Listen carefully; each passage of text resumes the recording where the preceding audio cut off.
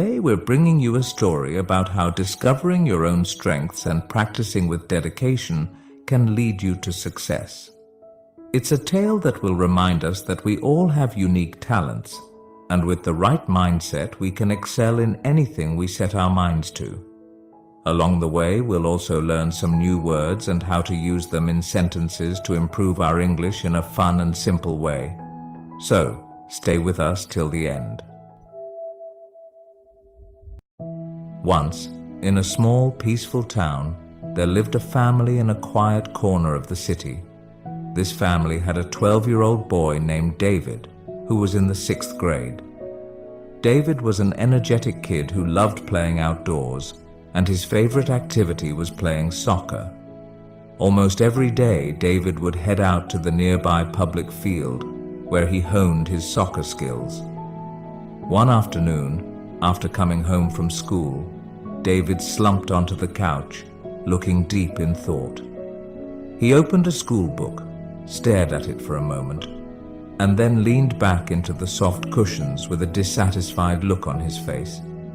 His father, who had just come in from the backyard, noticed this unusual behavior and walked over to his son. Sitting beside David, he asked what was bothering him. David explained that he had received a poor grade in math, but that wasn't what was truly upsetting him. He shared that his close friend and neighbor, Matt, always seemed to score high in math. No matter how hard David tried, he just couldn't seem to do as well. Hearing this, David's father went to get a glass of water to calm his son. Once David had relaxed a bit, his father took him outside to their small backyard garden, which was filled with shady trees and a peaceful atmosphere. "David," his father began, "I want you to understand 3 important lessons from what happened today. These are lessons that will guide you as you grow older."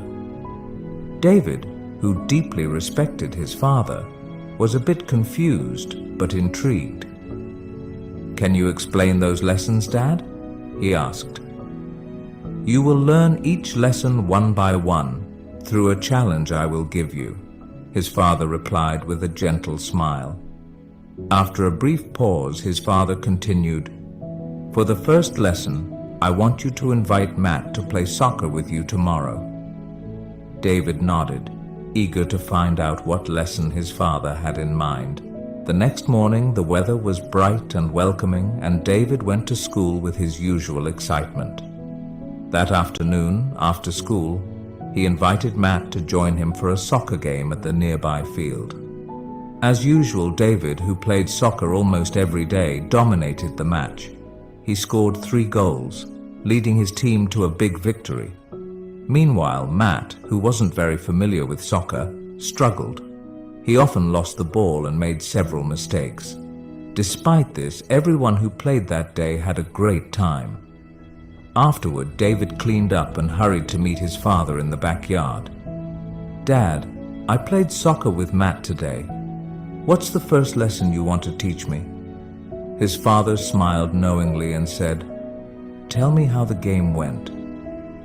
David described everything, from his 3 goals to how Matt wasn't very good at soccer.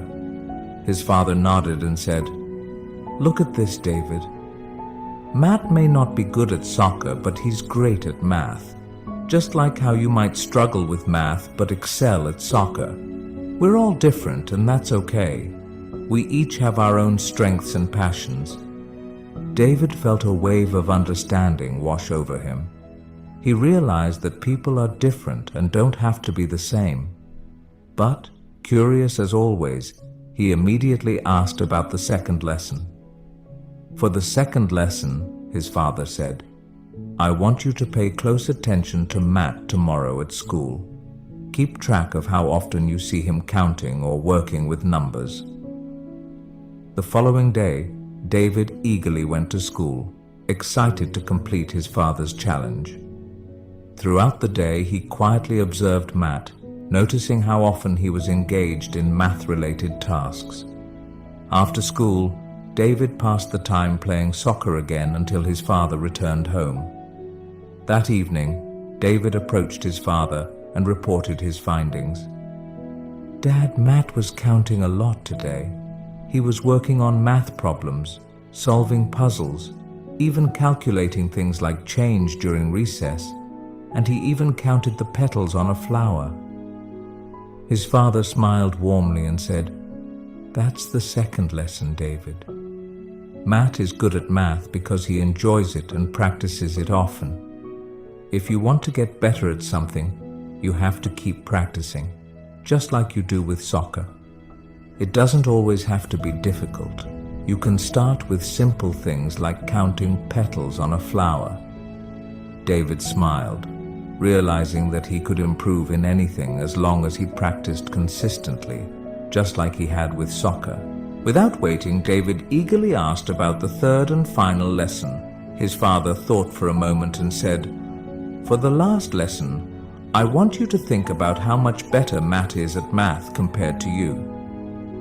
David paused for a second, then hesitantly replied, "I think Matt is about 3 times better at math than I am." "All right," his father said.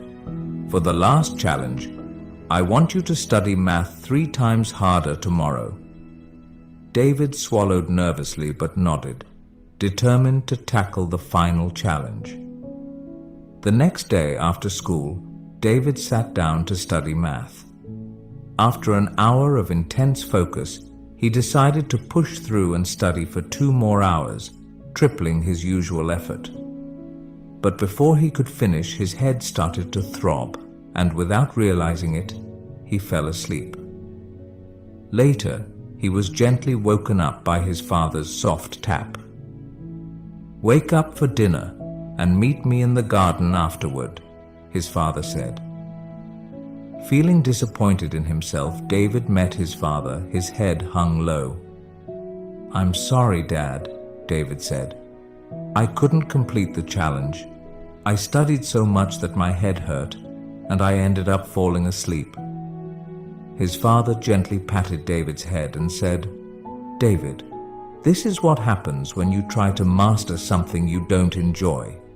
It's hard to stay disciplined and consistent. But when you study something you love, discipline and consistency feel much lighter, just like how you stay dedicated to playing soccer." After a brief silence, his father gave him the final piece of advice. "So, if you want to be smart and become an expert at something, either study what you love or learn to love what you're studying." David, filled with admiration for his father's wisdom, promised to carry these 3 important lessons with him for the rest of his life. Today, we learned new words and sentences through this story. Remember,